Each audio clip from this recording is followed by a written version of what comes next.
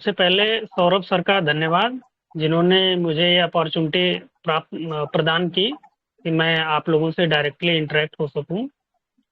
इसके लिए सौरभ सर का बहुत बहुत धन्यवाद। आ, क्या मेरी आवाज़ और मेरा वीडियो सबको दिखाई और सुनाई दे रहा है?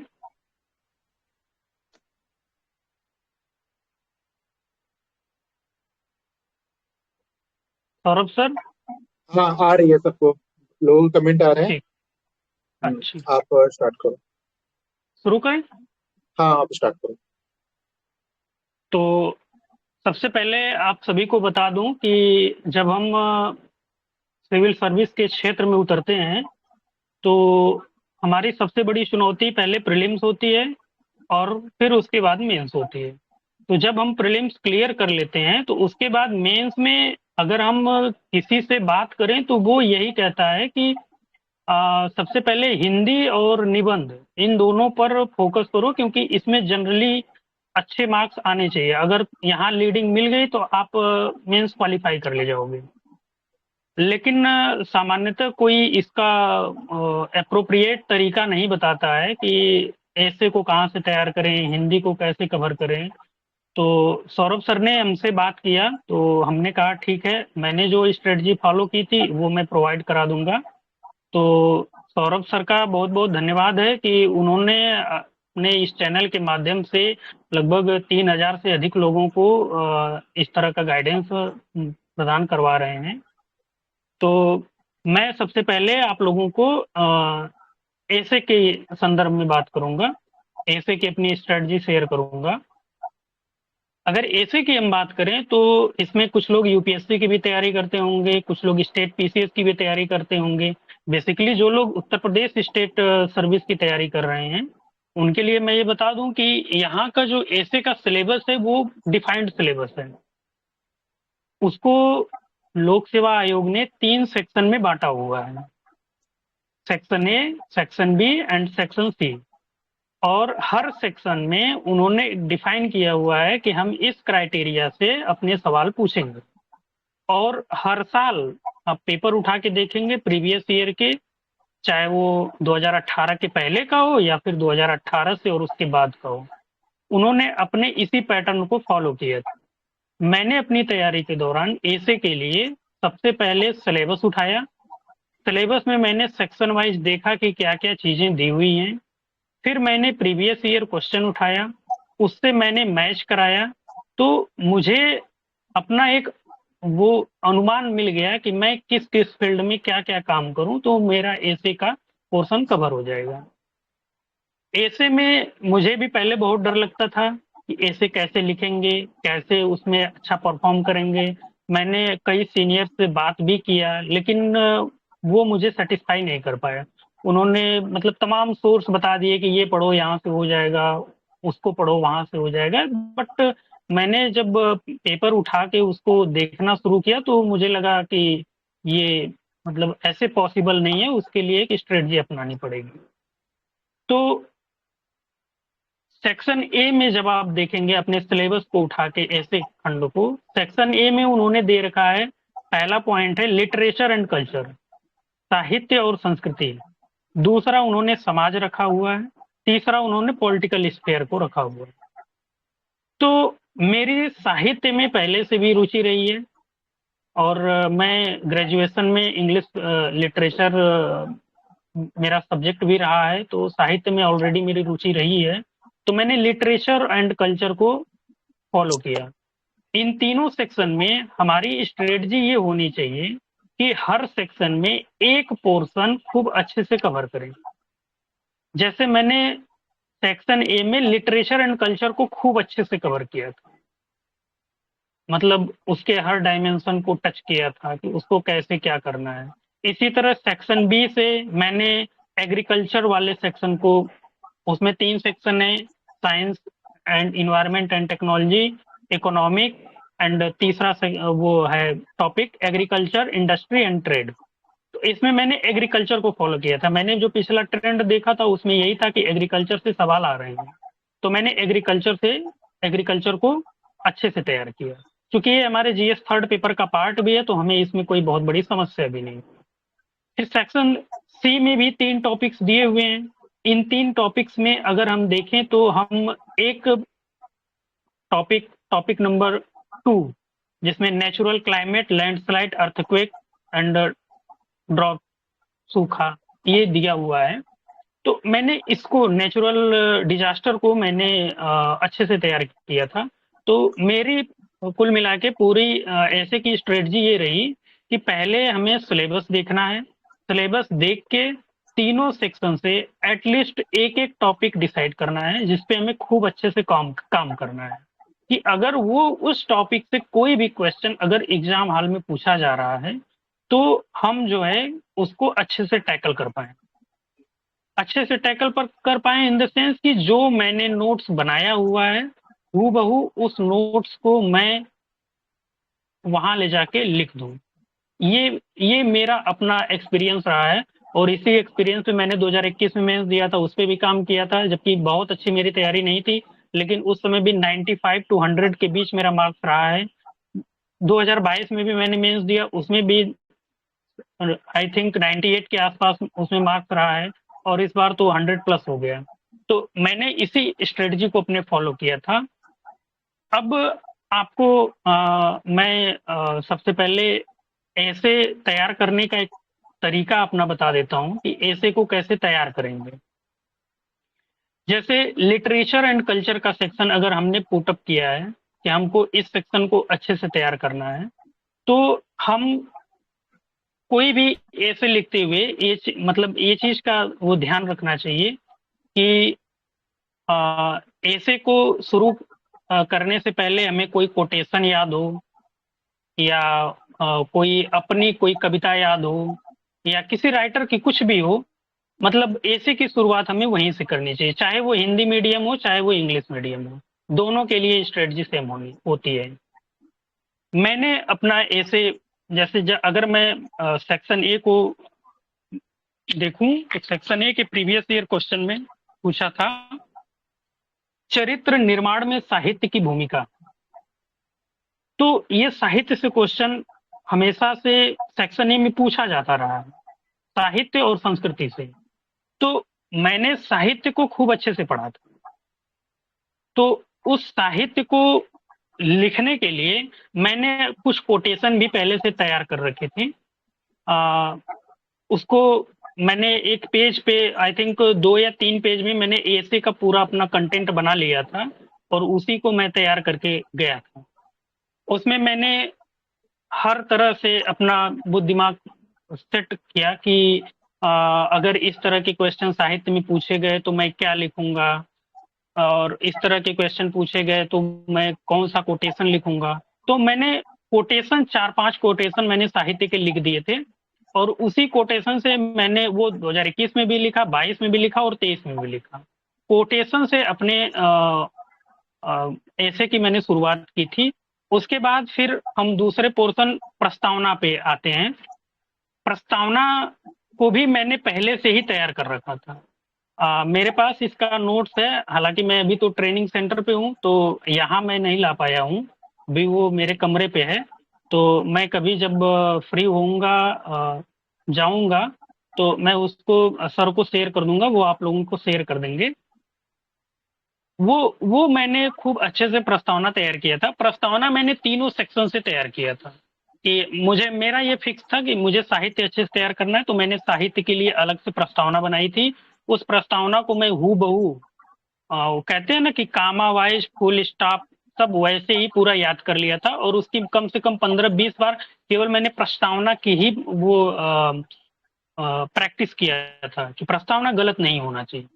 प्रस्तावना और कंक्लूजन 2 चीजों पर हमारा विशेष ध्यान रहता है और मैंने इन दोनों फील्ड में सेक्शन ए, सेक्शन बी और सेक्शन सी तीनों से एक एक टॉपिक चूज करके सब में प्रस्तावना निष्कर्ष, प्रस्तावना निष्कर्ष, प्रस्तावना निष्कर्ष, ये मैंने तैयार कर लिया था और उसको पूरा लिख के प्रैक्टिस किया और उसको याद किया था और एग्जाम हॉल में हूबहू ले जाके पेस्ट कर दिया, क्योंकि चीजें वहीं तक आती हैं। थोड़ा बहुत आपको क्वेश्चन के हिसाब से चेंज करना पड़ता है कि मतलब चीजें बिगड़े ना, लेकिन लगभग 90% चीजें वही रहती हैं। तो मैंने ये उसमें काम किया था और रही बात प्रस्तावना और निष्कर्ष, इसको छोड़ के जो मेन बॉडी पार्ट होता है, बॉडी पार्ट को भी मैंने फ्रेम बना लिया था अपना कि मुझे क्या करना है। जो सबसे पहले अगर मैं आपको एक एग्जांपल दूं, तो जैसे दिया था पिछली बार, पूछा था 23 के एग्जाम में कि चरित्र निर्माण में साहित्य की भूमिका। तो सबसे पहले हमें इसमें डिफाइन करना था कि साहित्य क्या है। तो मैंने साहित्य का पूरा एक लगभग आधे पेज का एक पूरा बनाया हुआ था, उसको मैंने एक पैराग्राफ में साहित्य के बारे में लिखा। जो मैंने अपने रूम पे नोट्स तैयार किया था, सेम ला के कोटेशन वाइज यहाँ पेस्ट कर दिया। फिर इसमें दो चीजें दी हुई हैं, चरित्र निर्माण और साहित्य की भूमिका। तो मैंने सबसे पहले साहित्य को बताया कि साहित्य है क्या, फिर मैंने चरित्र को डिफाइन किया, फिर तीसरे पैराग्राफ में मैंने चरित्र के निर्माण में साहित्य की भूमिका को तीसरे, चौथे, पांचवें, छठवें, मतलब 4-5 पैराग्राफ में मैंने चरित्र के निर्माण में साहित्य की भूमिका को लिखा था। इसकी प्रैक्टिस मैंने पहले से हूबहू ये तो नहीं किया था, बट ये मैं फ्रेम बनाया रहता था कि नहीं, अगर ऐसे ये इस साहित्य से पूछता है या फिर डिजास्टर से पूछता है तो मुझे किस तरीके से शुरुआत करनी है और किस तरीके से क्या क्या पॉइंट। जैसे मैंने अपने हर ऐसे के टॉपिक में मैंने तो 3 ही टॉपिक चूज किए थे, उस तीनों टॉपिक के संदर्भ में मैंने 15-15, 10-10 पॉइंट का नोट्स बनाया हुआ था। मतलब उसमें केवल मैंने पॉइंट्स लिखा हुआ था कि हाँ, अगर ये साहित्य से आता है तो पहले ये बताएंगे, फिर ये बताएंगे, फिर उस तरीके से ये पॉइंट उसमें इंक्लूड रहेंगे। ये चीज मेरा ये था कि ये जो पॉइंट मैंने नोट किया हुआ है, ये पॉइंट मैं ऐसे में इंक्लूड करूंगा, और उसको इंक्लूड करता था। ये मेरा नोट्स ऐसा नहीं कि 2023 का बनाया हुआ था, मैंने वही 21 में ही बना के रखा हुआ था। 21 में अच्छे मार्क्स आए थे तो मैंने उसको चेंज नहीं किया, थोड़ा बहुत अपने ज्ञान को बढ़ाया था और फिर ले जाके वहां इंटरप्रेटेट किया था। तो प्रस्तावना ऐसे के लिए मैं कुछ बिंदु अगर आपको बता दूं कि क्या क्या करना चाहिए, तो सबसे पहले आपको तीनों सेक्शन से एटलीस्ट एक एक टॉपिक, हर सेक्शन से एक टॉपिक, 3 सेक्शन 3 टॉपिक अच्छे से चूज कर लेना है, सोच समझ के कि इसमें हम अच्छे से काम कर पाएंगे। और उस टॉपिक का प्रस्तावना और निष्कर्ष ये आपको अच्छे से तैयार करना है, और उससे संबंधित 2 या 3 कोटेशन, क्योंकि ये कोटेशन क्वेश्चन चाहे जो पूछे, साहित्य से चाहे जो भी क्वेश्चन पूछेगा, लेकिन जो कोटेशन आप तैयार किए रहेंगे, सेम कोटेशन आपको लिखने का मौका मिलेगा। एक कोटेशन शुरुआत में, एक कोटेशन बीच में और एक कोटेशन लास्ट में, जब आप निष्कर्ष लिख रहे होंगे। जब समाप्त करेंगे तो आप कोटेशन से समाप्त कर देंगे। तो ये आपको तीनों खंड में अलग अलग तैयार करना होगा। जैसे मुझे अभी ये कोटेशन याद आ रहा है कि मैंने सेक्शन सी में एक क्वेश्चन पिछली बार पूछा था, पिघलते ग्लेशियरों का मनुष्य जाति के सामने संकट, ये पूछा हुआ था। तो दिया तो इसमें ग्लेशियर है, लेकिन वो अप्रत्यक्ष रूप से ग्लोबल वार्मिंग की तरफ इशारा कर रहा है कि ग्लोबल वार्मिंग के कारण ये सब चीजें हो रही है। तो मैं एक कोटेशन याद किया हुआ था, अंसार कंबरी का था कि धूप के जंगल नंगे पांव एक बंजारा करता क्या, रेत के दरिया रेत के झरने प्यास का मारा करता क्या, बादल बादल आग लगी है छाया तर से छाया को, पत्ता पत्ता सूख चुका है पेड़ बेचारा करता क्या।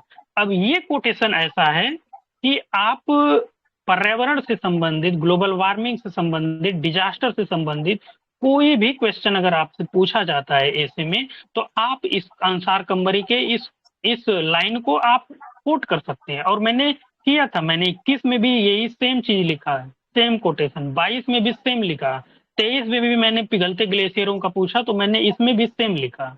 तो इस तरह के प्रभावशाली कुछ कोटेशन आपके पास होने चाहिए। टॉपिक ज्यादा हमें मतलब ये नहीं, अगर आप 3-3 वो सेक्शन, हर सेक्शन से तैयार करने लगेंगे तो 9 हो जाएगा, फिर आप जीएस कब पढ़ेंगे। तो आपका पूरा ध्यान होना चाहिए कि हमें एटलीस्ट एक टॉपिक तो ऐसे कवर कर लेना चाहिए कि अगर वो एग्जाम में आ जाए तो मेरे से बेहतर उस टॉपिक को कोई ना लिखे। अपने दिमाग में ये चीज हमें बैठानी है कि इस टॉपिक से संबंधित यदि कोई सवाल पूछा जाता है ऐसे में, तो मेरे से बेहतर कोई नहीं लिख सकता है। आप रूम पे इस तरह से उसको डिजाइन करिए, उस पे काम करिए। ये एक दिन का काम नहीं है, ये एक दिन में हो भी नहीं पाएगा। आप 10 बार पढ़िए, 10 बार बनाइए, 10 बार फाड़िए, तब जाके आपको सेटिस्फेक्शन जब आपको मिल जाए कि नहीं अब मुझे लग रहा है कि बेहतर है, तो आप दूसरों को दिखाइए। उस अगर वो सेटिस्फाई है, तीसरे को दिखाइए, चौथे को दिखाइए। इस तरह से 4-5 बार उसको क्रॉस चेक करवाइए। जब लगे कि नहीं अब ये चीजें सही हैं, तो आप उसको खूब अच्छी सी पेज में या डायरी में उसको खूब अच्छे से नोट कर लें और एकदम हूबहू उसको याद कर लें। दूसरी चीज कि पूरा फोकस हमारा प्रस्तावना और कंक्लूजन पे रहेगा। इसकी प्रैक्टिस आपको सिर्फ इन्हीं दो की प्रैक्टिस करनी है, क्योंकि अगर इसकी प्रैक्टिस आप कर लेंगे तो एग्जाम हॉल में ये दोनों चीजें आप हूबहू लिख के आएंगे। मेन बॉडी तो बिल्कुल डिसाइड नहीं है कि क्या पूछा जाएगा, लेकिन ये दोनों चीजें अगर साहित्य से पूछा तो साहित्य की शुरुआत आप ऐसा प्रस्तावना बनाइए कि साहित्य की शुरुआत आप वहीं से करें, वो मैच भी कर जाए। क्योंकि वहां इतना टाइम नहीं होता है आपके पास कि आप मतलब अच्छे से फ्रेम करें। वहां बहुत ज्यादा टाइम नहीं होता है, और अगर आपने ज्यादा टाइम वहां ले लिया तो 3 ही घंटे मिलने हैं। तो इसकी तैयारी हमें रूम से ही करनी है कि ये आएगा साहित्य से पूछता है, ये कोटेशन हम लिखेंगे और यहाँ से ये प्रस्तावना अपनी लिखेंगे, ये कंक्लूजन मेरा रहेगा। इस तरह से मुझे समाप्त करना है। मेन बॉडी आपको वही डिसाइड करनी है कि क्या चीज पूछा जा रहा है, उस हिसाब से आप फ्लेक्सिबल होके लिखते जाइए। दूसरी चीज कि यदि कोई करंट का इशू आप टैकल कर रहे हैं या फिर एग्रीकल्चर का इशू आप टैकल कर रहे हैं, जैसे सेक्शन बी में मैंने एग्रीकल्चर को प्रेफरेंस किया था क्योंकि वो जीएस थर्ड में भी है और मेरे लिए थोड़ा सा आसान भी था, क्योंकि हम सभी लगभग 80 to 90% एग्रीकल्चरल बैकग्राउंड से ही आते हैं, तो वो हमारे ब्लड में है, तो हम उसको ज्यादा बेहतर तरीके से टैकल कर सकते हैं। तो मैंने इस पे भी एक कोटेशन तैयार किया हुआ था, एक अच्छी सी प्रस्तावना मैंने लिखी थी और एक अच्छा कंक्लूजन याद किया हुआ था। एग्रीकल्चर सेक्शन और ये जो सेक्शन सी में डिजास्टर का दिया हुआ है, तो इसमें एक चीज का ध्यान रखना पड़ेगा कि कई सारी योजनाएं गवर्नमेंट की, स्टेट गवर्नमेंट, सेंट्रल गवर्नमेंट, दोनों की कई सारी योजनाएं इससे बचने के लिए चलाई जाती है। वो योजनाएं हमें ऐसे में पिन करना है, और जितनी योजनाएं आप याद कर सकें, जितना योजना आप लिख सकें, उतना आप लिखिए ऐसे में, और लिख के उसको अंडरलाइन करिए, हाईलाइट करिए कि एग्जामिनर का दिमाग वही जाके पिंच करे सीधे। मैंने ये काम हमेशा ऐसे में किया है। 21-22 में कम किया था तो मुझे कम नंबर मिले थे, 23 में मैंने खूब किया था, अच्छे से किया था, क्योंकि ये सारे टॉपिक्स मैंने घर पे तैयार करके गए थे और इन्हीं से मिलता जुलता आ गया था, तो मुझे बड़ी आसानी हुई थी। मुझे लगता है कि मैंने अपना ऐसे का पेपर 10 मिनट पहले ही खत्म कर लिया था, सारी चीजें पढ़ी हुई आ गई। तो मेरी पूरी की पूरी स्ट्रेटजी यही थी कि मैंने एक एक सेक्शन चूज किया, उस पे मेन कोटेशन और प्रस्तावना और कंक्लूजन, मैंने ये 3 चीज तैयार किया हुआ था। तो ये हमारा ऐसे का रहा। ऐसे का आपको कुछ और हम रिसोर्स बता देते हैं। ये तो मैंने ये बताया कि आपको कैसे तैयार करना है, लेकिन इसको तैयार करने से पहले आपको रिसोर्स भी जानना बहुत जरूरी है, क्योंकि आप जब यूपीएससी की तैयारी करेंगे तो वहाँ रिसोर्स तो ऐसा कोई रिसोर्स नहीं है कि जहाँ से आप पढ़ के उसको कर ले जाएं। लेकिन जब आप उत्तर प्रदेश स्टेट सर्विस का एग्जाम देंगे तो वहाँ अगर आप रिसोर्स भी अच्छे से तैयार कर लेते हैं तो आप ऐसे को अच्छे से हैंडल कर लेंगे। रिसोर्स में निबंध के लिए मैं आपको बता दूं कि निबंध के लिए मैंने प्रीवियस ईयर का क्वेश्चन जितना था सब मैंने देखा था। सबका मतलब कि वही 3 सेक्शन 3 टॉपिक, उन्हीं 3 टॉपिक से संबंधित जितने प्रीवियस ईयर में आए थे मैंने वही देखा था, क्योंकि दिया तो उसमें बहुत ज्यादा है, उतना हम ना तो पढ़ सकते हैं ना तो याद कर सकते हैं। लेकिन अगर हर सेक्शन से एक एक टॉपिक चूज कर लें और उससे संबंधित प्रीवियस ईयर में जितने भी चीजें पूछी गई हैं उसको हम पढ़ लें तो हमारे दिमाग में एक फ्रेम बन जाएगा। तो उसके लिए दृष्टि का एक ऐसे का पीवाईक्यू आता है, आप लोग उसको जरूर ले लीजिएगा, क्योंकि उसमें अब तक के जितने भी एग्जाम हुए हैं वो दिया हुआ है। यूथ पब्लिकेशन का भी आता है, आप उसको भी ले लीजिएगा। और घटना चक्र की आती है। घटना चक्र में क्या है कि थोड़े सेलेक्टेड टॉपिक्स तो दिए हुए हैं, लेकिन उसमें करंट के जो समसामयिक मुद्दे रहते हैं वो उन्होंने डिफाइन किया हुआ है, तो आप घटना चक्र का ले लीजिएगा। यूथ का ले लीजिएगा, और दृष्टि का, ऐसे उत्तर प्रदेश का एक निबंध दृष्टि आती है, वो नहीं लेना है। उत्तर प्रदेश का जो आता है वो लेना है, PYQ। मेरे हिसाब से जो मैंने लिया था वो शायद 2018 या 19 तक का ही प्रिंट था उसमें। अभी अगर मार्केट में नया आया होगा तो वो आप पता कर लीजिएगा। तो इसको इसको पढ़ने का वही तरीका रहेगा कि हमें हर सेक्शन से अपने पसंद का चूज करना है। उससे संबंधित जो भी चीजें हैं वो हमको जो भी टॉपिक्स मिल रहे हैं केवल उसी को पढ़ना है। नहीं तो चीजें तो बहुत सारे, अब सोशल आप पढ़ने लगेंगे तो सोशल भी उसमें दिया हुआ है, पॉलिटिकल भी दिया हुआ है, तो बहुत बम्बार्डिंग हो जाएगी। बम्बार्डिंग हमें नहीं करनी है। हमें सेलेक्टेड, जब पता है हमें कि नई चीजें यहाँ से आ रही हैं, तो हमें सिर्फ वही सेलेक्ट करके उसी को अच्छे से तैयार करना है। दूसरा काम ये करना है कि थोड़ा सा एक रफली आइडिया सबके बारे में रखिएगा, क्योंकि कभी कभी एग्जाम में ऐसा होता है कि डायरेक्टली क्वेश्चन नहीं आते हैं या फिर आप टैकल नहीं कर पाते हैं, तो आपके पास एक ऑप्शन रहे। लेकिन एक टॉपिक ऐसे तैयार होना चाहिए कि कोई जब भी कहे हम एकदम हूबहू ले जाके लिख दें। इस तरीके से उसको तैयार करना है। मैंने इसी तरीके से तैयार किया हुआ था। ऐसे के लिए ये रिसोर्स आप फॉलो करिएगा। जो भी टॉपिक ऐसे के दिए हुए हैं उसको आप चूज करके पढ़िएगा। ऐसे आपका इससे हो जाएगा, इससे ज्यादा ऐसे पे काम करने की आवश्यकता नहीं है। बाकी बहुत लोग बताते हैं योजना पढ़ो, कुरुक्षेत्र पढ़ो, मैंने वो नहीं पढ़ा है। मैंने केवल यही रिसोर्स उठाया, उसको पढ़ा, जो टॉपिक मिला उसी को पढ़ा, केवल अपने काम की चीज। नहीं तो पढ़ने के लिए तो बहुत सारी चीजें उसमें दी हुई हैं, सब पढ़ेंगे तो कंफ्यूज हो जाएंगे। उसमें कोटेशन भी दिए हुए हैं, आप कोटेशन वहां से चूज कर सकते हैं। बीच बीच में कुछ अच्छी लाइनें उन्होंने दी हुई हैं, वो लाइनें आप उठा के अपने नोट्स में बना लीजिए कि अगर एग्रीकल्चर से ये आता है तो मैं ये लाइन उसमें जरूर लिखूंगा। तो ये चीज आप अपने हिसाब से उसको बना लीजिएगा, बना लेंगे तो वो आगे आपके लिए फायदेमंद रहेगा। ऐसे में जो सबसे मोस्ट इंपॉर्टेंट चीज होता है वो इंटरप्रिटेशन होता है, कि आप अपनी चीजों को रखते कैसे हैं। रखने का इन द सेंस कि पहला पैराग्राफ खत्म हो रहा है और दूसरा पैराग्राफ शुरू हो रहा है, तो उसका लिंकेज होना चाहिए। ऐसा नहीं कि पहला पैराग्राफ दाहिने साइड जा रहा है और आपका सेकंड पैराग्राफ बाएं साइड से शुरुआत हो रहा है, ऐसा नहीं होना चाहिए। एक फ्लो मेंटेन होना चाहिए। वो फ्लो तभी मेंटेन होगा जब आप उस पर खूब प्रैक्टिस किए रहेंगे। हालांकि मेरे लिखने की प्रैक्टिस पहले से अच्छी रही है तो मुझे बहुत ज्यादा उस पर काम करने की आवश्यकता नहीं है, लेकिन जिन लोगों को के सामने ये समस्या आती है वो इसको मेंटेन करेंगे, क्योंकि एग्जामिनर आपका जब पढ़ेगा तो उसको फ्लो दिखना चाहिए। ये नहीं कि मतलब कोई मिसमैच हो रहा है, मिसमैच नहीं होना चाहिए।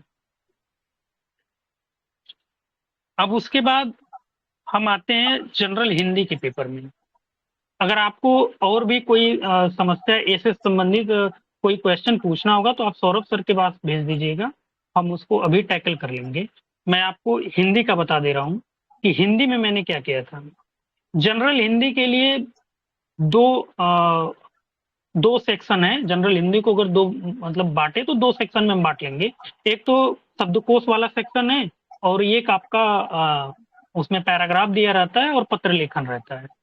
तो इसके लिए बहुत लिमिटेड चीजें, मैंने दो किताब केवल खरीदी थी, दो या तीन तीन किताब थी, और उन्हीं तीन को मैंने फॉलो किया था। और हमेशा से हिंदी में जाके मैं लगभग सारे क्वेश्चन कर लेता हूँ। उसमें भी मेरे 95 टू 90, मतलब 95 से नीचे ना 21 में गया, 22 23 सब में, 23 में तो 100 प्लस ही रहा। और 21 22 में भी आई थिंक 97 98 ऐसे आसपास उसके रहा है। उसके लिए यश कुमार यश कुमार सर हैं, वो डीएसपी हैं। उनकी एक बुक पब्लिश होती है घटना चक्र से, बहुत पतली सी है, पत्र लेखन के लिए आती है।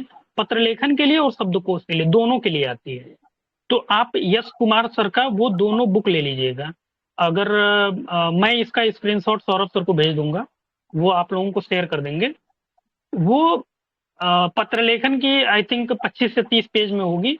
उसको आप पढ़ लेंगे, उसमें बकायदा डिफाइन करके और पॉइंट वाइज करके पूरा दिया हुआ है।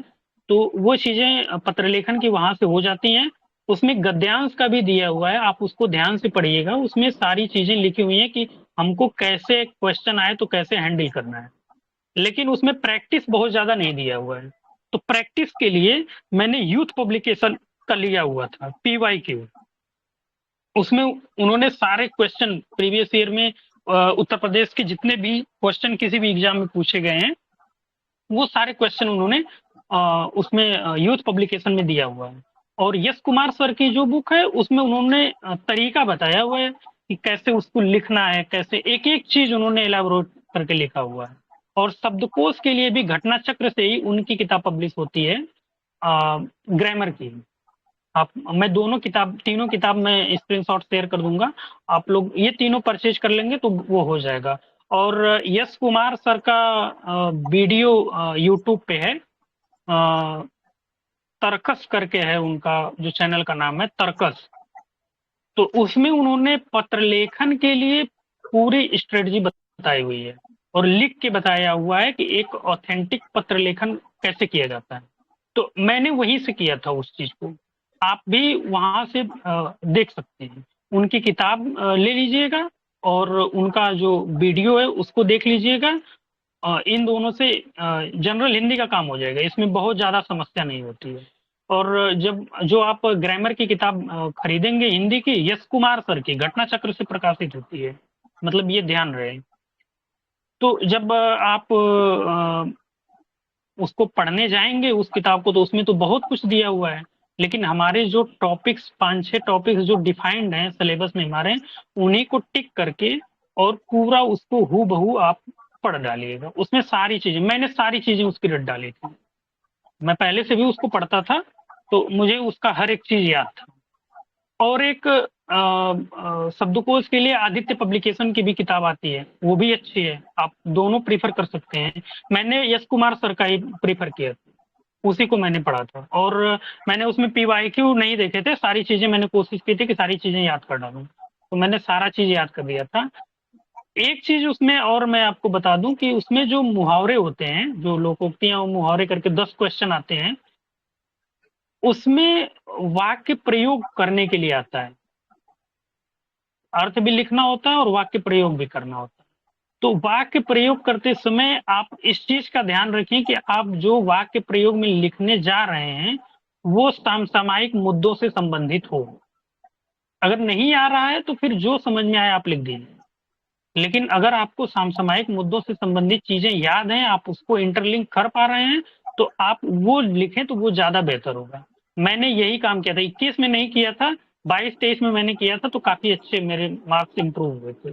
तो मुझे ये लगता है कि आप उसको करंट से रिलेट करके वाक्य प्रयोग, जैसे मैंने चीन और पाकिस्तान को लेकर बहुत सारी चीजें उसमें वाक्य प्रयोग में लिखी थी।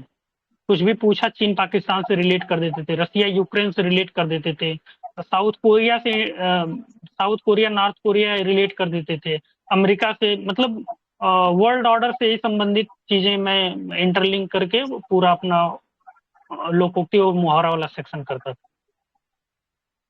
तो ये मेरा अपना वो रहा स्ट्रेटजी। बाकी अगर कोई क्वेश्चन हो तो आप पूछ सकते हैं।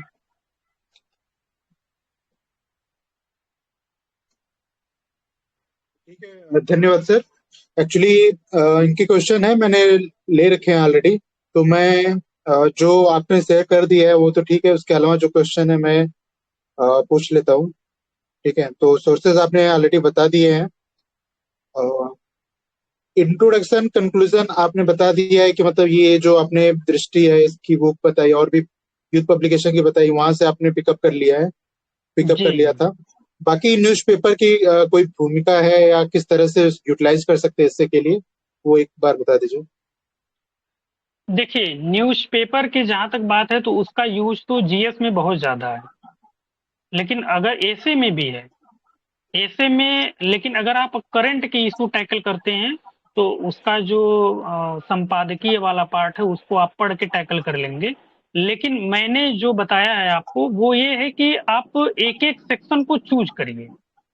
अब पूरा न्यूज़पेपर से सिर्फ वही चीजें आप निकालिए जो करंट की चीजें हो। जैसे मैंने कहा था कि अगर आप सेक्शन बी और सेक्शन सी में जाएंगे, एग्रीकल्चर और डिजास्टर के टॉपिक कवर करेंगे, तो इनके जो उदाहरण होंगे, इनसे संबंधित जो योजनाएं होंगी, वो आपको मैगजीन्स और न्यूज़पेपर में ही मिलेंगी। तो वो चीजें आप निकाल के किसी एक पेज पे एक डायरी बना लीजिए, वहां चीजें नोट करके रखिए। तो न्यूज़पेपर से जो चीजें आपको लगे, जैसे साहित्य से संबंधित अगर आपको कुछ लिखना है तो साहित्य से संबंधित, जैसे दैनिक, अगर हिंदी न्यूज़पेपर में देखें तो दैनिक जागरण में कभी कभी आलेख आते रहते हैं, अलग से एक आता है, तो उसको वहां से कोई चीज आपको मिले तो आप लिख लीजिए।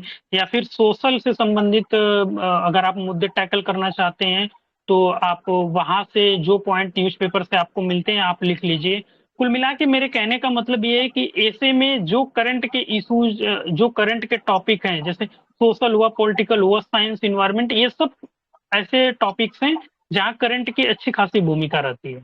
वो आप अगर ऐसे में यूज करेंगे तो वो काफी फायदेमंद होगा। मैंने वही कहा था कि जितने सरकार के इनिशिएटिव हैं, चाहे वो स्टेट गवर्नमेंट हो चाहे वो सेंट्रल गवर्नमेंट गवर्नमेंट हो, उसके जो योजनाएं हैं, जो उसके रूल रेगुलेशन है, उस चीज को आप अलग से नोट करके लिखिए और एग्जाम हॉल में उसको इंटरप्रेट करते हुए अंडरलाइन करते चलिए। तो न्यूज़पेपर से हमें वही चीजें निकालनी है जो चीजें हमें वहां पुट करनी है। लेकिन उसके लिए सबसे पहले आपको टॉपिक डिसाइड रखना है कि हमें इस मतलब इस सेक्शन से कौन सा टॉपिक करना है, क्योंकि ज्यादा करेंगे तो बम्बार्डिंग हो जाएगी। तो न्यूज़पेपर ध्यान से पढ़िए, पढ़ना है और उसमें से काम की चीजें निकालना है बस। और एक और क्वेश्चन था कि अगर जिसको एकदम ऐसे नहीं आता है, जीरो, उसको अगर पहला ऐसे लिखना है तो कैसे शुरू करे वो? और ऐसे को कितना टाइम देना चाहिए, मतलब वीकली एक ऐसे लिखे अच्छा है, या कितना ऐसे लिखना चाहिए मतलब?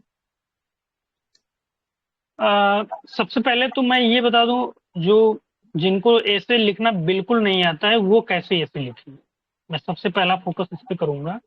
उनके लिए मैंने जो रिसोर्सेस बताए हैं प्रीवियस ईयर के, वो रिसोर्सेस वो लें, उसको पढ़ें, उसको अच्छे से line by line, para wise उसको पढ़ें, उसको समझने का प्रयास करें कि चीजें कैसे शुरू हो रही हैं और कैसे, जैसे मूवी हम लोग देखते हैं तो मूवी में ये होता है कि मूवी की शुरुआत लोअर लेवल से होती है और लास्ट तक जाते जाते वो हायरार्की, मतलब एक हायरार्की मेंटेन होती है और वो क्लाइमेक्स तक जाती है।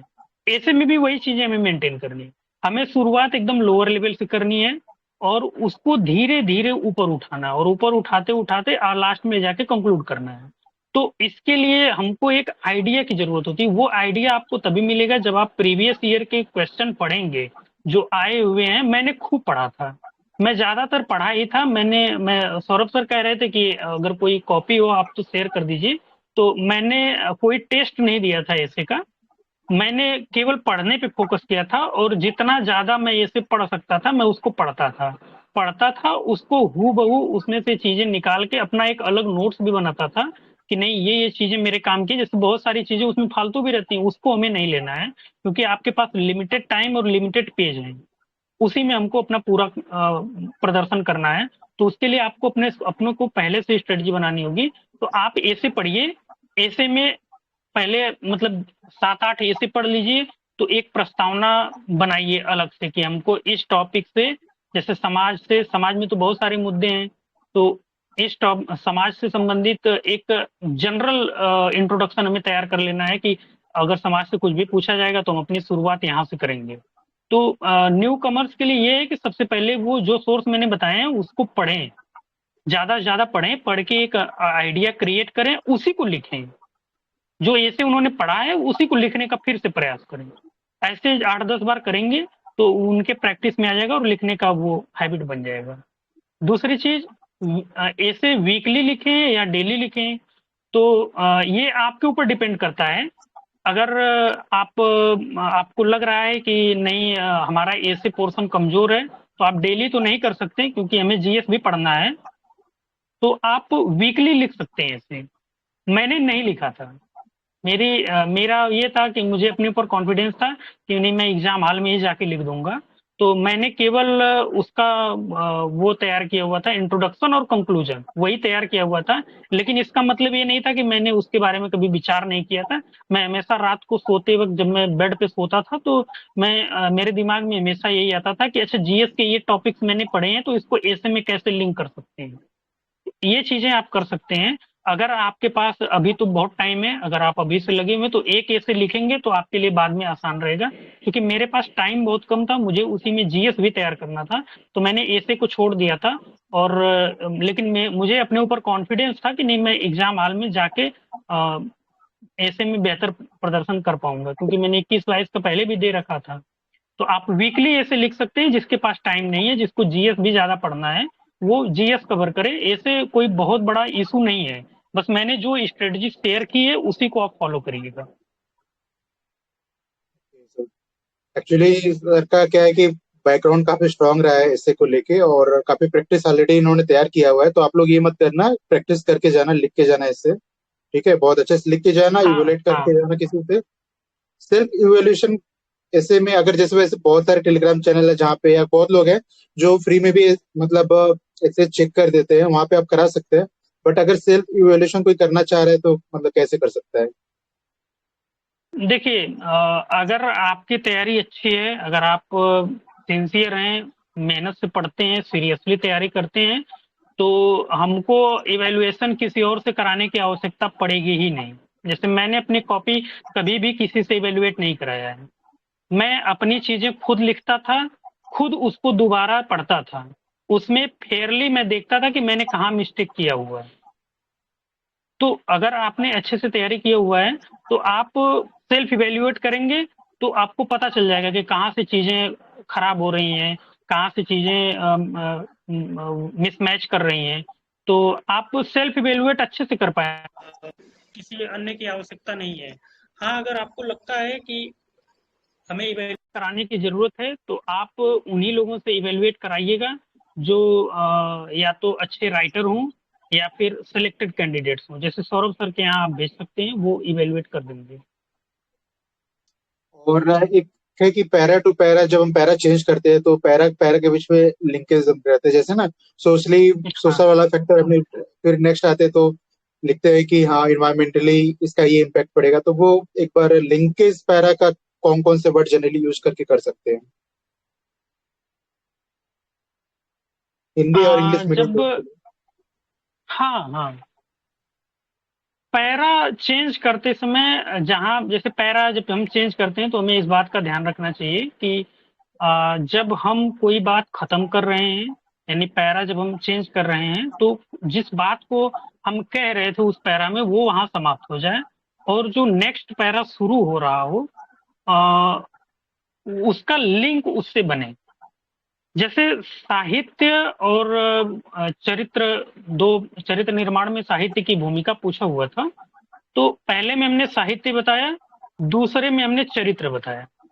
ये दोनों दो चीजें होंगी, लेकिन जब हम नेक्स्ट पैरा तीसरा शुरू करेंगे, तो हम उसमें दिखाएंगे कि चरित्र साहित्य से किस प्रकार प्रभावित करता है, फिर साहित्य चरित्र से किस प्रकार प्रभावित होता है।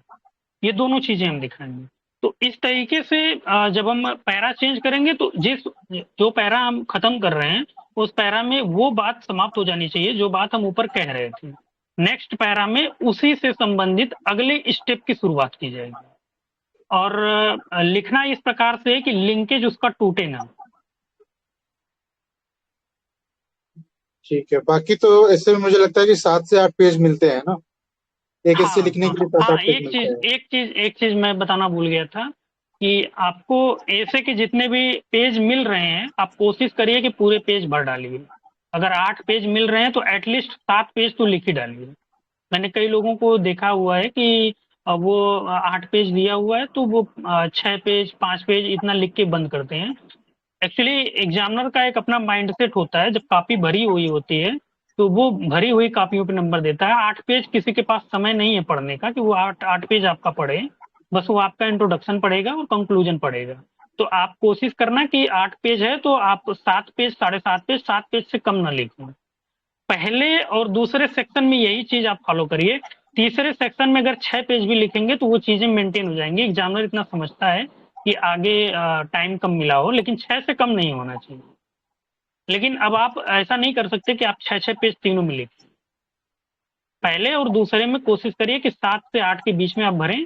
और नेक्स्ट जो थर्ड सेक्शन होता है, उसमें कम से कम 6 6.5 इतना तो लिख ही दीजिए। ये स्पीड आप पहले से मेंटेन करिए और इसकी प्रैक्टिस किए रहिए। तो मुझे लगता है कि 700 वर्ड का लिखने को होता है ना, इससे 700 वर्ड के लिए आता है। हाँ, तो हाँ, ऐसा मान के चलते कि हर एक पेज में हम 100 वर्ड लिख रहे हैं, क्योंकि जीएस में तो भी हम हाँ, यही मान के चलते कि हर पेज में 100 वर्ड लिख रहे हैं, तो वैसे 7 पेज हाँ तक तो ठीक है, 7 पेज तो लिखा जा सकता है। हाँ और वैसे हाँ ऐसे में डूज और डोंट्स क्या क्या होना चाहिए, जैसे डायग्राम मैप पॉइंट, वैसे तो पैराग्राफ में लिखना चाहिए, पॉइंट्स में तो नहीं लिखना चाहिए इससे, तो डायग्राम मैप हाँ। या क्या चीजें अवॉइड करनी चाहिए इससे में। ऐसे में मैंने ना तो कोई डायग्राम बनाया था और ना तो कोई मैप बनाया था। अगर अगर साहित्य से अगर हम संबंधित बात करें, तो साहित्य में जो निबंध है वहाँ ऐसे और डायग्राम नहीं होता है। यानी अगर ऑफिशियली बात करें, तो मेरे हिसाब से डायग्राम और मैप्स की बहुत आवश्यकता नहीं है। उनका वहाँ इस्तेमाल किया जाता है जहाँ आपके पास कंटेंट ज़्यादा हो और लिखने का स्कोप कम हो, तो आप वहाँ यूज कर सकते हैं। यहाँ तो आपको एक फ्लो मेंटेन करना है और अपनी चीज़ों को टॉप टू बॉटम ले जाना है। तो मेरे हिसाब से डायग्राम और फ्लो चार्ट अवॉइड कर देना चाहिए। मैंने लिखा नहीं है अपने ऐसे में, किसी भी ऐसे में मैंने नहीं लिखा था। ये चीज मैं भी कहता हूँ कि डायग्राम मैप और फ्लो चार्ट इस तरह की चीजें, मतलब इससे, क्योंकि इससे निबंध है ना, तो वो जी मतलब फिर मतलब ही नहीं रह जाएगा, जीएस और निबंध में कोई फर्क ही नहीं रह जाएगा। जी तो जी। ठीक है, तो बेसिकली इससे मोटा मोटा ये कवर हो गया है। और एक चीज है, आरओ का कोई किसी का क्वेश्चन था कि प्रशासनिक शब्दावली वाला पोर्शन कहाँ से करें। वैसे मैंने एक उत्तर प्रदेश का एक पतली सी पीडीएफ आती है जिसमें प्रशासनिक शब्दावली का पूरा मतलब संकलन रहता है, तो वो मैंने रिकमेंड किया था। बाकी घटना चक्र का भी आता है शायद। तो और भी कुछ है आपके पास, तो एक बार इनको बता देना आप। वही मैं जब समीक्षा अधिकारी का पेपर दिया था तो मैंने वही खरीदा था, उस घटना चक्र का ही जो आता है। है ना, तो काफी है हाँ, उतना, मुझे लगता है घटना चक्र और उत्तर प्रदेश वाला सफिशियंट जो है, पीडीएफ है, तो ठीक है सफिशियंट है। बेसिकली अब सफिशियंट है, सब कुछ कवर कर दिया है। बट अभी 5 मिनट 10 मिनट एक लोगों के क्वेश्चंस ले लेते हैं। ठीक है, आकाश गुप्ता पूछना चाह रहे हैं, आप पूछो सर से।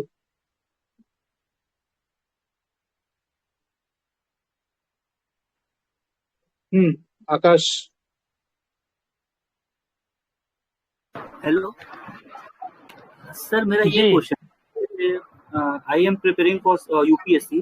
तो यूपीएससी का करते हैं तो कहीं ना कहीं एक रेंज बढ़ जाता है सोचने समझने का और करंट अफेयर का। विजन से हम लोग करते हैं प्री मेंस पीटी मेंस, तो कहीं ना कहीं पीसीएस में तो लगभग जो यूपीएससी करते हैं पीसीएस क्लियर हो जाता है ऐसा जी कहते हैं। तो सिलेबस लगभग ओवरलैपिंग है मेंस का पूरा, और प्री थोड़ा सा जी। फैक्चुअल है। तो आप इस पे अपना क्या व्यू देंगे, ये सही अप्रोच?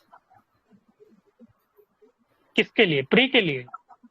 प्री मेंस दोनों के लिए, यूपीएससी के लिए करते हैं तो पीसीएस मेंस तो। तो मेंस तो सेम है। मेंस में कोई डिफरेंस नहीं है, ऐसे को छोड़ दीजिए तो। क्योंकि ऐसे वहाँ थोड़े फिलोसफिकल तरीके से पूछे जाते हैं। यहाँ का ऐसे डिफाइंड सिलेबस है, तो ऐसे के पोर्शन में अंतर होता है। बाकी चीजें तो जीएस के पेपर में सेम होता है। 5 to 6 जुड़ा है तो वो अलग से आपको कवर करना है, उसमें भी बहुत ज्यादा दिक्कत नहीं है। बाकी प्री अलग होता है। हालांकि इस बार का पेपर जिन्होंने दिया होगा तो बहुत ज्यादा टफ नहीं था। जिन्होंने पीसीएस भी अच्छे से पढ़ा होगा वो भी ठीक ठाक रेंज में रहे होंगे। यहाँ का जो पीसीएस का प्री होता है वो बहुत फैक्चुअल होता है। ठीक जी है आकाश, आप म्यूट कर लो, मैं नेक्स्ट क्वेश्चन ले रहा हूँ। Deepika okay, Mishra, thank you sir. आप पूछना।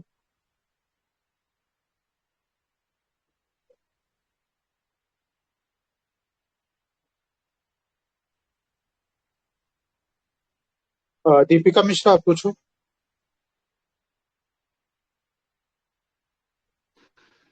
हेलो सर, नमस्ते। जी नमस्ते। सर मैं ये जानना चाह रही थी कि आपने कई सारी बातें बताई हैं, तो वो तो ठीक है सर, पर ये 700 वर्ड्स में सर मैंने कहीं सुना था कि 10% का हमें अगर भूमिका हम दे देते हैं और 10% में कंक्लूजन दे देते हैं, तो सर बाकी बच्चे में सर बोलते हैं कि आयाम कई सारे खोलिए। सर वहां पे मैं लिखते समय सर बहुत ज्यादा रुकती हूँ, बहुत सोचना पड़ता है कि अब आयाम खोलने की बात है तो सर आता नहीं है माइंड में। तो सर बीच का ये क्या करें, कैसे करें इसको?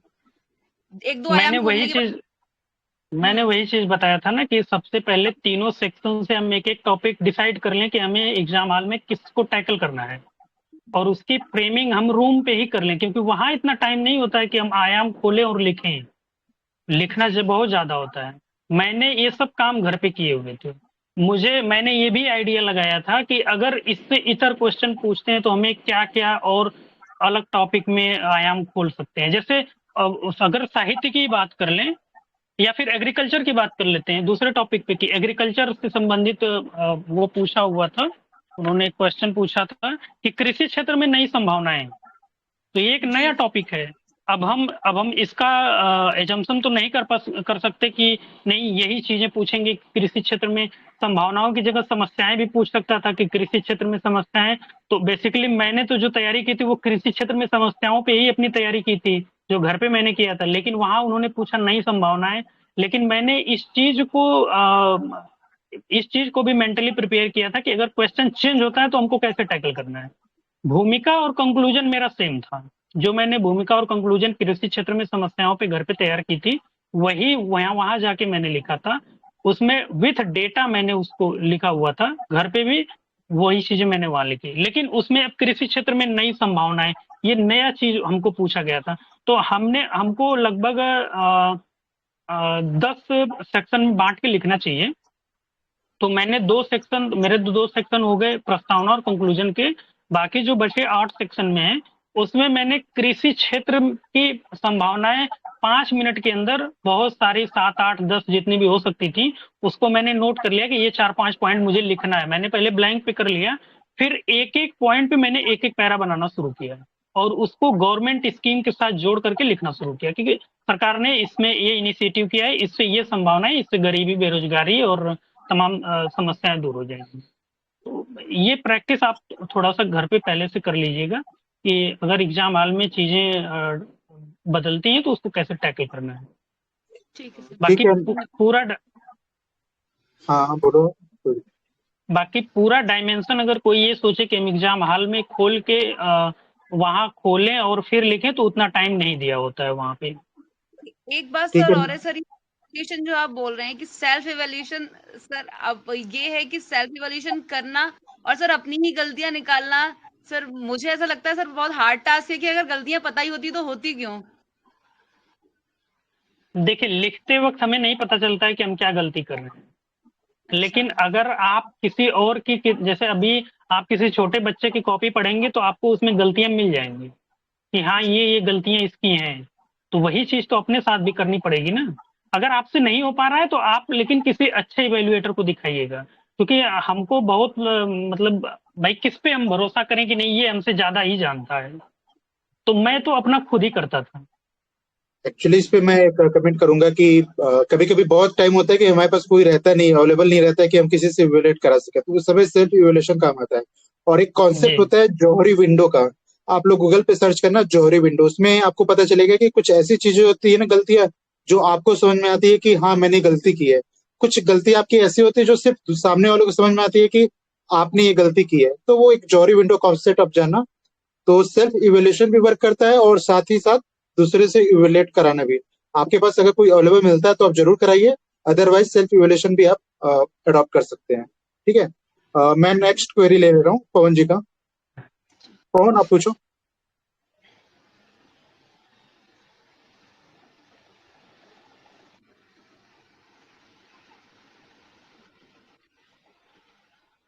पवन।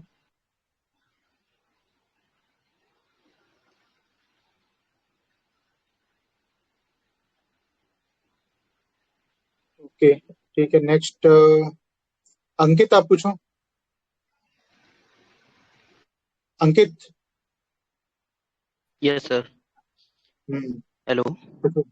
नमस्ते सर। जी नमस्ते। सर मुझे ये जानना है सर, जो हिंदी गद्यांश होता है जनरल हिंदी में, सर उसके लिए सर कुछ बता दीजिए, कैसे उसको अच्छा करें और फुल मार्क्स मिल सके, ऐसा कुछ। हिंदी गद्यांश के लिए तो मैंने जो यश कुमार सर का बताया हुआ है, उन्होंने यूट्यूब पे बहुत अच्छे से पढ़ाया है, आप वहां से उसको पढ़ लीजिएगा। और जो यूथ पब्लिकेशन का PYQ है, आप उसको देखिएगा। और यश कुमार सर की जो पतली सी आलेखन वाली जो किताब आएगी, मैं उसको शेयर कर दूंगा सर को, अगर वो शेयर कर देंगे, उसको पढ़िएगा। उसमें उन्होंने चीजें दी हुई हैं कि कैसे हमको इसको लिखना है, गद्यांश को, क्योंकि उसमें बहुत सारे डायमेंशन हमको लिखने होते हैं नीचे। हमने देखा है कि बहुत कम चीजें ही लोग लिख पाते हैं क्योंकि पता ही नहीं होता है। तो आप सर का वीडियो देख लीजिएगा और जो बुक्स मैं रेफर कर वो शेयर करवाऊंगा वो आप पढ़ लीजिएगा और पीवाईक्यू देखिएगा। पीवाईक्यू देखेंगे तो उसमें लिखा होगा नीचे कि क्या क्या चीजें हमें उसको लिखनी है और उसमें जो एलाबोरेट करने वाला वो होता है एक्सप्लेन करने वाला वो आपको प्रैक्टिस करनी पड़ेगी। जो चीजें दी हुई हैं उसको हम कैसे पूरे पूरे हिंदी के पेपर और पूरे निबंध में मैं एक चीज हार्डली कोट करूंगा कि आप करंट के इशू उसमें जरूर इंक्लूड करिएगा और उसको अंडरलाइन भी करिएगा। ये करंट के इशू ही आपको मार्क्स दिलाएंगे। ठीक है, मैं नेक्स्ट क्वेरी लेता हूँ। युक्ति, आप पूछो। सर एक लास्ट क्वेश्चन है सर जो आप बच्चे कमेंट कर देना अंकित। सर ऑलरेडी चैनल के साथ जुड़ चुके हैं तो रिप्लाई कर देंगे वो। ठीक है, सबके क्वेरी लेने हैं ना। युक्ति, आप पूछो। परमिशन दे तो हम बोल दें। हेलो पीसीएस जी और पीसीएस दोनों को कर रहे हैं टारगेट, तो सर वो सर अभी कौन बोल रहा है इस टाइम?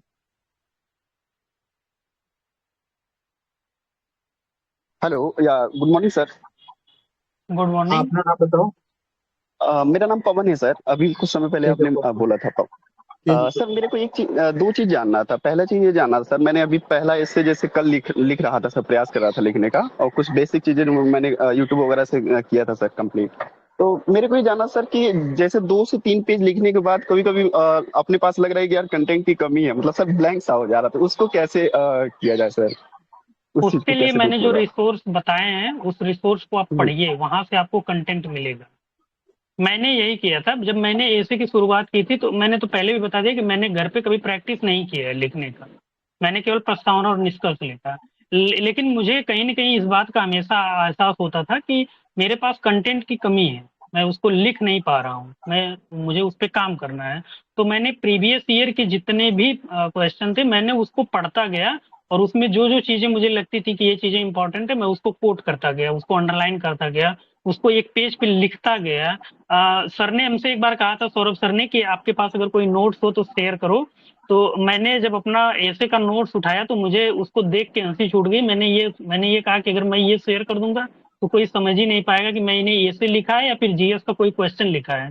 तो मैंने उसमें पॉइंट वाइज चीजें लिखी हुई थी कि हाँ ये टॉपिक पूछेगा तो मुझे ये कोटेशन लिखना है, ये चीजें उसमें मेंशन करनी है। तो आप ज्यादा से ज्यादा आलेख पढ़िए, आप ज्यादा से ज्यादा निबंध पढ़िए, तो वो डायमेंशन आपका खुलेगा तभी आप कर पाओगे। सर जो फिलोसफिकल लिखने से हाँ पहले आप सर, पढ़िए। जी सर। एक चीज और सर, जो फिलोसफिकल ऐसे होते हैं सर, कभी कभी वो चीज जो क्वेश्चन है सर वो समझ में नहीं आता है, तो उस चीज को कैसे करना चाहिए सर? इश्यू बेस तो यूपी में समझ में आता है फिलोसफिकल सर। नहीं आते हैं। सर यूपीएससी की मैं बात कर रहा हूँ सर, जो फिलोसफिकल एससी यूपीएससी में आते हैं सर, उसके बारे में। यूपीएससी का अलग से कर हाँ लेंगे, ठीक है, क्योंकि वो हाँ काफी ओके फिलोसफिकल एकदम अलग डायमेंशन हो जाएगा, उसमें बहुत सारी बातें करनी पड़ेंगी। ठीक है, उसका मैं एक अरेंज कर दूंगा ओके अलग। ओके ठीक है, ऋतिक, आप पूछो। Okay sir. Okay, thank you sir, thank hello sir, मेरी आवाज़ आ रही है? जी हाँ युक्ति, आप जी पूछो। जी सर मुझे ये पूछना है, जैसे कि मैंने पीवाईक्यूज़ का आपने बोला तो मैंने टॉपर्स की कॉपी देखी, तो जो कोट्स और वो जो भी कलेक्ट करते हैं वो लिखते हैं, वो एकदम फ्लो में लिखते हैं। पर जो हम जैसे आपने बुक्स बताई सोर्सेस, उन्हें पढ़ते हैं तो उनमें एक टिपिकल लैंग्वेज लिखा रहता है, और जब हम उनके जो प्रीवियस ईयर के उनके पढ़ते हैं नोट्स कॉपीज़, तो वो काफ़ी ल्यूसेंट लैंग्वेज में लिखे हुए होते हैं, सिंपल। एक डाउट ये है, देखिए, और दूसरा डाउट आपको हम बता दें कि जब आप कोई भी पीवाईक्यू किसी रिसोर्स से पढ़िए तो वहाँ जो लैंग्वेज आपको लिखी मिले आप उसको हूबहू कॉपी नहीं करिएगा। लेकिन यूपी में मैं आपको बता दूं कि यूपी के लिए जो लैंग्वेज होती है वो बहुत बद्ध तरीके से लिखना पड़ेगा। एटलीस्ट प्रस्तावना तो मतलब बहुत कंसाइज करके और थोड़ा साहित्यिक तरीके से लिखना पड़ेगा, क्योंकि यहाँ जो ऐसे की कॉपी है ज्यादातर वो साहित्य वाले ही चेक करते हैं, जहां तक मैंने पाया है। तो ऐसे के लिए आपको जो प्रस्तावना है उसके लिए थोड़ा सा आपको कंसाइज करके नोट्स बना लीजिए। बाकी चीजें आप एलाबोरेट करके अपने सिंपल शब्द में लिख सकते हैं, लेकिन शुरुआत अच्छी होनी चाहिए। ओके सर, एक डाउट ये है, जो सेक्शन सी है उसमें national development and programmes and project है, उसमें मोस्ट ऑफ गवर्नमेंट स्कीम पूछी जाती हैं, तो उसे कैसे प्रिपेयर करें? उसके लिए रिसेंट की करें या पुरानी करें, इसमें नहीं, उसे फिर कैसे करते अब हैं? उसमें जो भी चीजें पूछी जाती हैं वो रिसेंट की ही पूछी जाती हैं, करंट की पूछी जाती है। जैसे इस बार पूछा हुआ था प्रधानमंत्री अन्नदाता आय संरक्षण अभियान, ये डेवलपमेंट प्रोग्राम से ही पूछा गया था। तो ये तो करंट के टॉपिक्स हैं।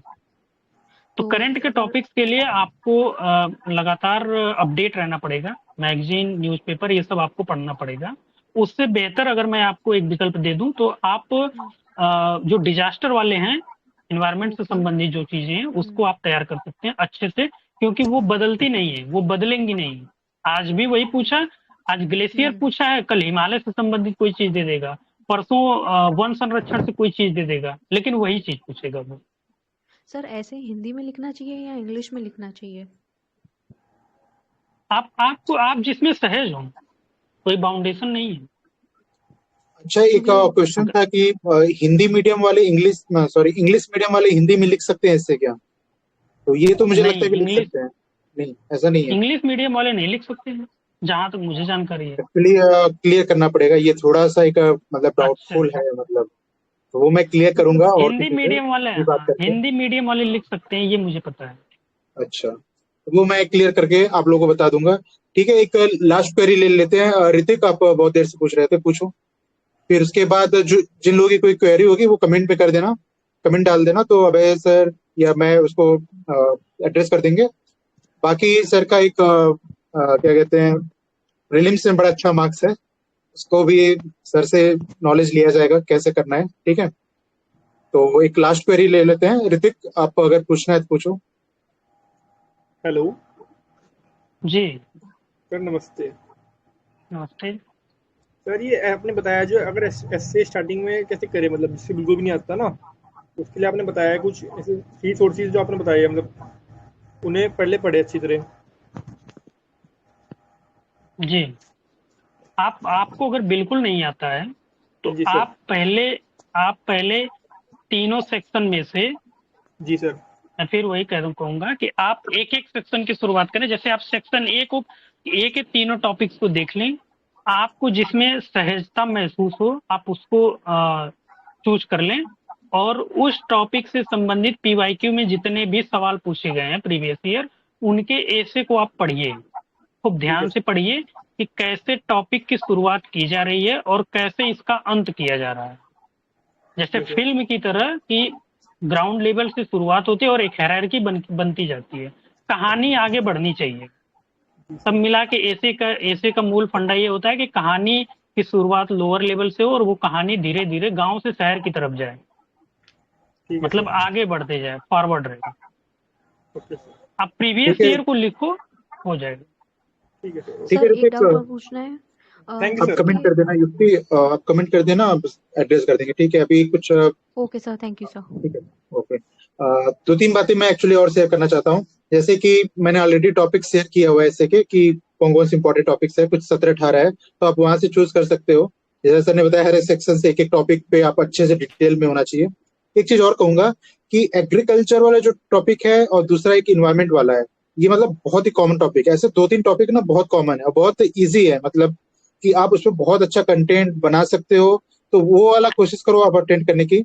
और सेकेंड थिंग कि अगर आपका किसी सब्जेक्ट में स्पेशलाइजेशन है, जैसे साइंस टेक में है, तो उसमें जैसे एआई पे आ गया या न्यूक्लियर पे आ गया, तो आपका बहुत अच्छा इस पे है पकड़, तो आप उसको जरूर मतलब अटेम्प्ट करो, क्योंकि आप उस पे बाकी लोगों से अच्छा कर सकते हो।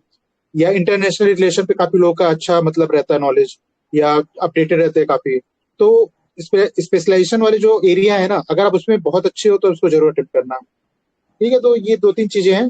बाकी सेशंस ऐसे मैं कोशिश करूंगा जिनके मतलब बहुत अच्छे स्ट्रॉन्ग एरिया है, उस एरिया में सर लोग के सेशन कराने का। तो ठीक है, थैंक यू सो मच। और कुछ होगा, कोई प्रॉब्लम भी होगा तो आप कमेंट कर देना। ठीक है, आप बोल सकते हो, कोई भी मतलब किसी भी तरह का प्रॉब्लम है प्रिपरेशन या उसके अलावा भी। ठीक है, तो आप लोग अच्छे से तैयारी करो और सेशंस होते रहेंगे। ठीक है, thank you so much. Thank you sir. ठीक है, फिर मिलेंगे हम लोग। Thank you sir, thank you so much sir. Thank you sir.